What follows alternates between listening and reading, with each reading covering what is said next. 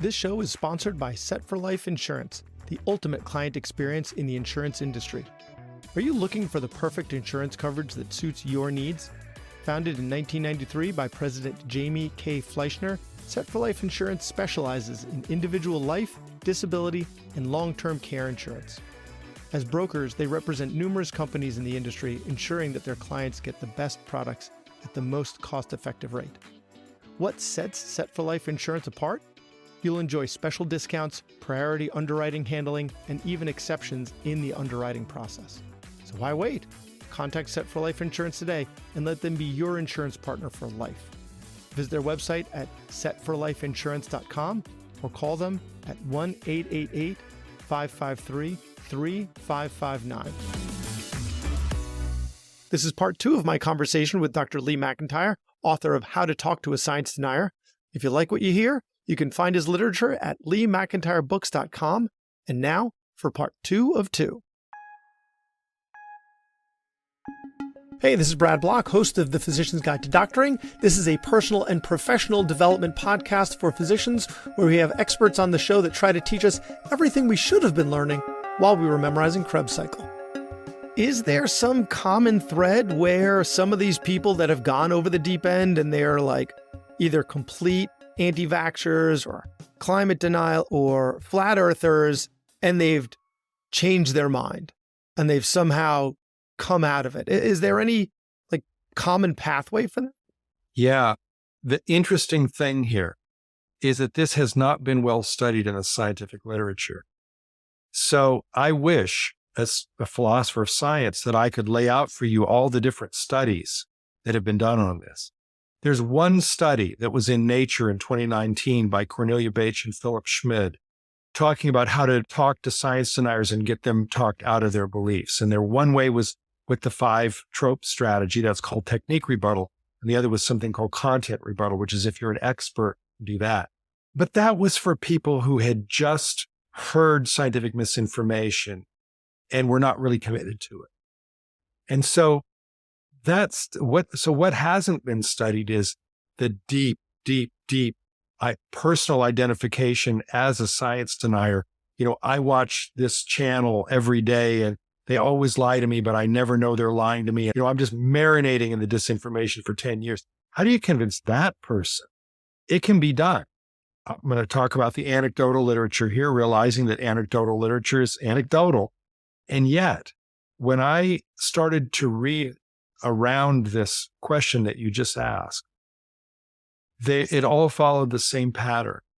There were absolute hardcore deniers about vaccines, about climate, about most anything. And when they came out of it, it was because somebody that they trusted and loved took the time to be patient with them, not yell at them, not be angry at them, and just be open to conversations whenever they wanted to have them, and then they would come out of it. And there's some famous cases that I talk about in my book, and I love these cases, of course. My favorite one is the Jim Bridenstine, who was a kind of rock-ribbed conservative member of Congress who gave a speech in the U.S. House in which he said all the things that climate deniers say. And of course, Donald Trump appointed him to be head of NASA, because what else are you going to do with a guy like that but make him head of the world's leading scientific organization that studies climate change? Within a month, Jim Bridenstine changed his mind. He came out publicly and said, I was wrong. Climate change is real and we're the cause of it. Now, his whole political identity was wrapped up with being a climate denier. And within within a month, he gave it up. Why? I think it's because as head of NASA, he met scientists. He talked to them. He was their boss. He learned to trust them. That's what works. It doesn't always work, but if anything is going to work, that's what works. It's what philosophers call, that it's a necessary but not sufficient condition, right? You've got to have that calm, respectful, patient conversation, which usually doesn't work. But if you don't do that, you're not going to get them at all. And sometimes that calm, respectful conversation will work. Another way of putting it is, if anything's going to work, that will. It could also be that it works 100% of the time, if given enough time. But, No. not everybody is being put into, no. There Okay. are some people that it just will not. And you have to save your own sanity and realize who those people are and move on to the ones that you can get. What about when you're communicating with people online? Because I always think of it like if you are, let's say it is a troll, you're not doing it to convince them. You're not communicating to convince them.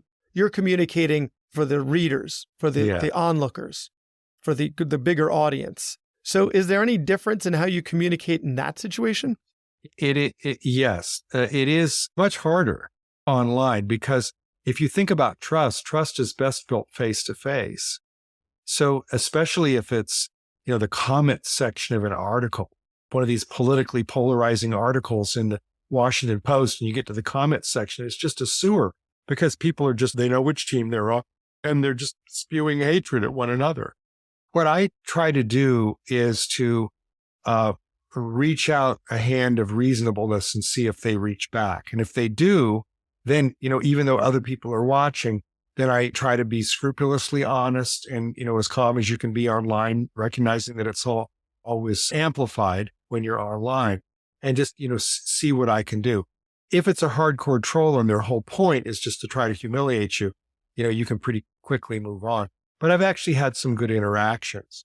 I had one, so it was online in the sense of what we're doing now, but it was a big Zoom meeting that, was open. And then this troll came in and kind of filibustered the meeting, disrespecting me, calling me names, et cetera, et cetera. The host was just about to nuke him out of there. And I said, hang on a minute, hang on. And I talked to the guy for a minute, asked him what his concern was, and it was about vaccination. And I finally said, look, nobody's going to force you to take the vaccine. We can't vaccinate you at gunpoint. It's just not going to happen. So it is completely up to you. Do you have any relatives? And he, talked about his niece. And I said, well, you got to understand that you're not only risking your own life, you're risking her life too. And doesn't she deserve a choice? And, I'm not asking you to take the vaccine. I'm asking you to reflect on that and what she would want you to do. And by the end of it, we actually had a pretty good exchange. He measured by the fact that when he started out, he was calling me boy. And when he ended, he was calling me sir, which doesn't mean that I have this great, these are not the droids you're looking for kind of power. It just means that he called me boy and I showed him respect, and then it made him uncomfortable to continue to disrespect me when I wasn't disrespecting him. And so he knocked that off. And once he knocked that off, then we could have pretty reasonable conversation in front of a whole bunch of other people. There are a couple more things that I want to get to. Is it okay? Absolutely. I want to be respectful of your problem. time because there's something that you referred to called the double standard of reasoning that's often used by science deniers. What is that? One thing that you notice with science deniers is they don't identify as deniers. They'll say, I'm more scientific than the scientists, or I'm the skeptic. Skepticism's a good thing. You guys are not being skeptical enough. You're just buying the scientific consensus. Sheeple, right? What I think happens is that deniers are what I call cafeteria skeptics. They will go through the line and be skeptical of a couple of things, and then they're not skeptical about other things, and usually what it means is that they're skeptical of the things that they don't want to believe. And they're completely gullible of things that they do want to believe. And that's the double standard, because they want you to prove something, which in empirical reasoning you can't do. They want you to prove something that they don't want to believe. But then when you ask them why they believe something and you ask for proof, they say, oh, well, I don't need to offer you proof. I just know that it's the case. That's a double standard. Pointing out that that's a double standard I've found to be kind of effective. They're usually not prepared for that. They're prepared for, some theory about the CDC or Fauci. They're not prepared for you to say, well, you just violated a norm of reasoning there. And I mean, if you say it in a calm way, they'll be kind of curious. What are you talking about? Well, and I used this on a flat earther one time. He had just gotten done with a whole seminar, because they have seminars, in which he was saying that every picture from NASA was faked.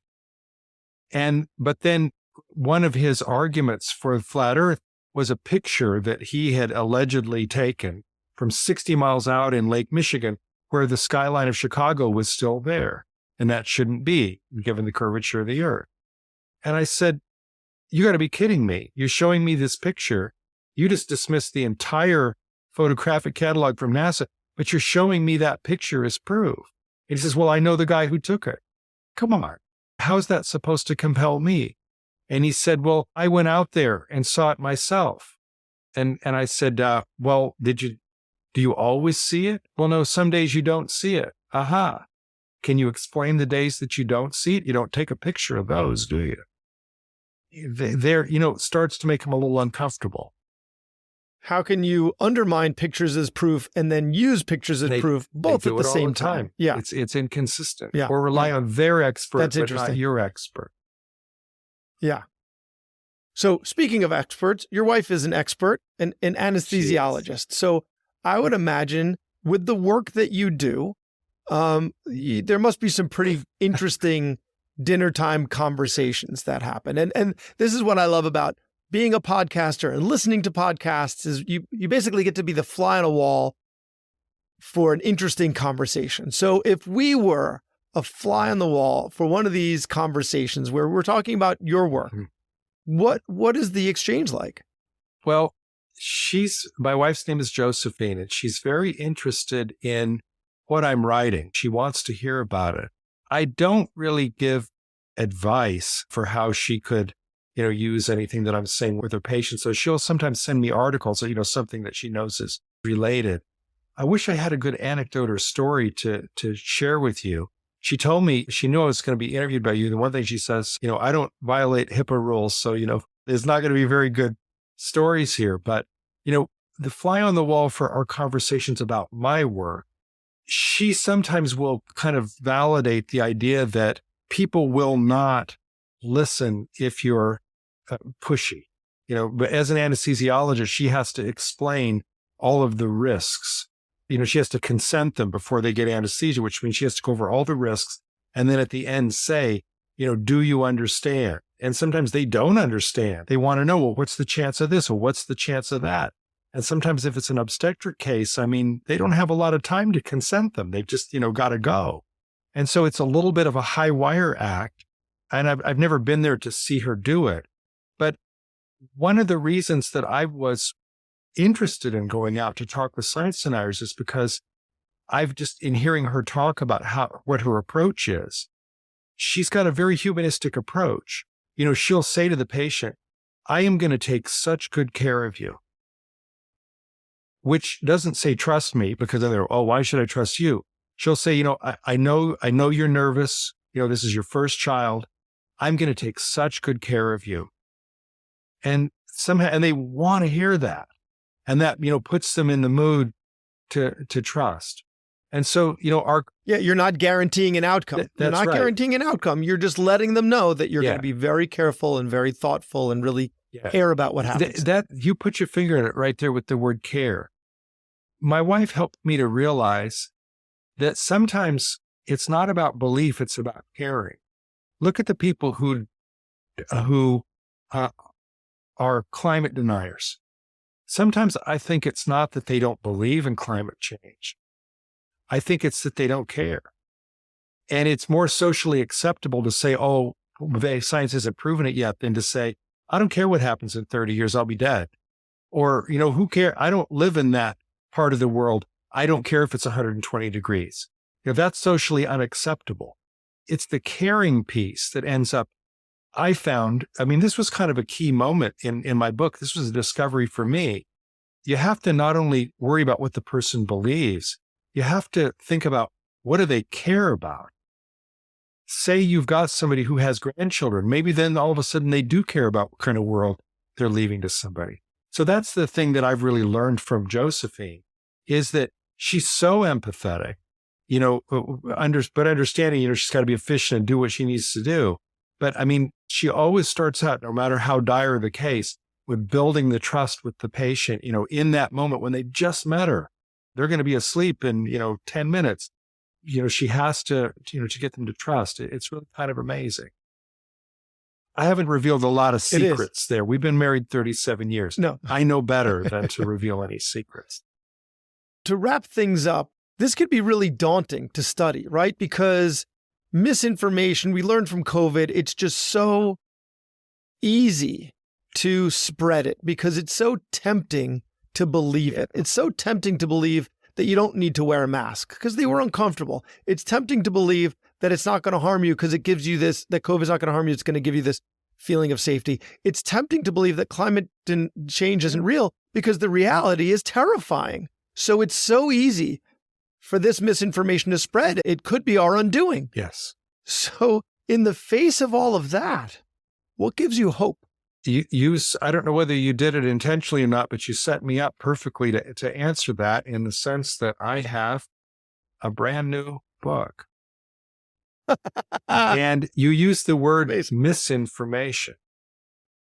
9 times out of 10, it's not misinformation, it's disinformation, which means that it's not a mistake, it's a lie.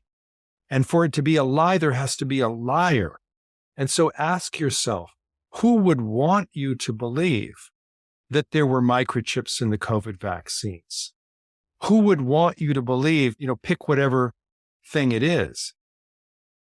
The thing that gives me hope is that once you admit that it's disinformation, you can fight it. And the reason I wrote, this book is because, which you can read in an hour and a half. It's a tiny little manifesto.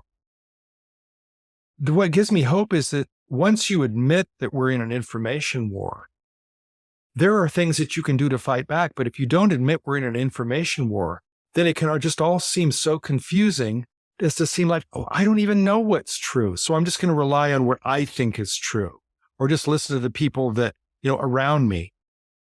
And it's like walking into a used car dealership, right? You don't walk in there without understanding that they've got some tricks up their sleeve and they're going to pull it on you. So why, when you're reading the newspaper or watching the news, do you not feel like, do you just have that trust? It depends on what channel you're watching. And I want to end with a story. Microchips in the vaccines. You've heard that a million times from your patients. And you probably say, they've studied this. Why would they have it? Technology's not even possible, et cetera, et cetera, et cetera. Do you know where that came from? I do, because I've heard you talk about it. So it was Russian bots. Yeah. So this was a Russian. I don't know if it was invented, but it was certainly amplified through a Russian troll farm. It was published in April 2020 in the Oriental Review, which is an English language propaganda arm of what used to be the KGB. And it said, any future Western vaccines will have microchips in them, courtesy of Bill Gates, who holds patent 666 on that technology. Share this story on Facebook and Twitter. A month later, 28% of the American population believed it. Now, that is a wildly successful disinformation campaign. But if we think of that as misinformation, we miss the point. It's disinformation. Somebody wanted us to believe that. Why did they want us to believe it? Well, Putin wanted us to believe that for 2 reasons. They had the Sputnik vaccine. You can't make this up. They had a vaccine called the Sputnik that, in April 2020, it was a horse race. Who was going to get to market first? And the Asian and African markets were very lucrative. The worldwide market was lucrative. And they wanted people to use the Sputnik vaccine. And the other thing was pride. And they called it the Sputnik, for goodness sakes. But it was also that Putin has been undermining American science for the last, 20 years, ever since he's been in office. This is part of his information warfare campaign against the West, is to undermine our trusted institutions. And one of those is science. So did he care that untold thousands of Americans might have died from believing that? No, he didn't care. Now, exposing that story, telling that story, I think is a way to fight back. So what gives me hope? That if we do enough investigative journalism and really understand, this is disinformation, not misinformation. So who came up with the story and why do they want us to believe it? And what money's behind it? kind of sounds like a conspiracy, except it has a benefit of being true. Once you find the receipts, I think that then we can learn how to fight back, because there is a way to fight back against disinformation. We shouldn't just give up. And to be able to tell people you're being lied to, especially imagine telling that to a conspiracy theorist. If you've got a patient. Well, that's what they're being told, right? They're being told that Fauci is lying to you. Now you're able to come back with something even more. Do you know that Andrew Wakefield had a financial interest in a competing vaccine? Maybe they didn't know that. Now you're speaking their language. One conspiracy for another. One is realistic. The other one's not. I'm not proud, right? Will that appeal to them? That seems like a great way. Yes. Yeah. And you can see, do your own research, look it up. A great way to end. So Dr. Lee McIntyre, How to Talk to a Science Denier, and now On Disinformation. Check the books out. Thank you so much for your time and all the great work that you're doing. Thank you for being the tip of the spear. You and all of your audience out there, I have great respect for physicians and all of the work that you do. And thanks for having me on. No matter what your insurance needs are, Set for Life Insurance has you covered. They're a nationally recognized leader in disability, life, and long-term care insurance, serving clients across all 50 states. Their dedicated team specializes in assisting medical residents, physicians, dentists, business owners, and other high-income professionals. Setforlifeinsurance.com or call them at 1-888-553-3559. Thanks for listening. I have a favor to ask. You listened to the episode until the end, which means you either fell asleep or you really liked the episode. So please share it or like it or comment on a social media post or write us a 5-star review. Something. It would really help me out. And maybe what you learned from this episode can help someone else too. The views expressed in this episode are those of the interviewer and interviewee and don't represent the views of their employer or even their significant other, even though the magic of podcasting make it sound like I'm talking directly to you. This is not a doctor-patient relationship, and this is not medical advice or financial advice or really any advice. Thank us again for listening to The Physician's Guide to Doctoring.